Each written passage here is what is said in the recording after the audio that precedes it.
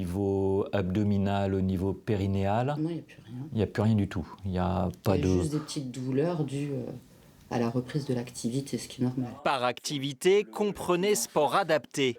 Cette patiente souhaite rester anonyme. Nous l'appellerons Angèle. Elle est atteinte de la maladie de Crohn, une maladie inflammatoire chronique de l'intestin. Depuis début septembre, elle suit donc un protocole d'activité physique intense et régulière, sous recommandation de son gastro-entérologue.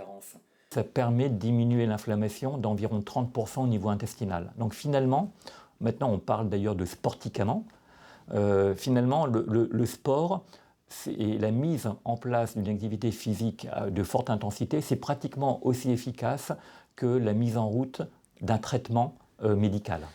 Une petite révolution, alors que le sport n'était pas indiqué pour ce type de maladie il y a une dizaine d'années. J'ai kiné 1 heure tous les jours, pas 1 heure tous les jours.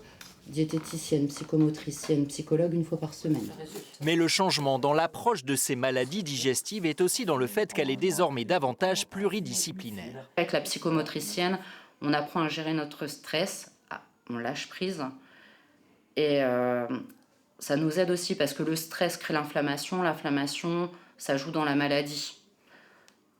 Et en plus, la psychologue, on parle de tout. On peut parler de la maladie, de notre vie personnelle, de notre ressenti. L'évolution de la prise en charge de la maladie de Crohn s'observe également au bloc opératoire. L'acte chirurgical n'est plus vu comme un dernier recours quand le traitement médical n'est pas ou plus efficace.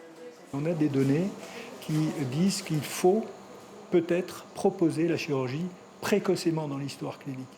Et les malades qui sont opérés tôt, c'est-à-dire avant les nombreuses lignes de biothérapie, eh bien ces malades-là ont très certainement une évolution à long terme, à moyen ou à moyen terme, qui est meilleure que les malades qui ont été longtemps traités médicalement.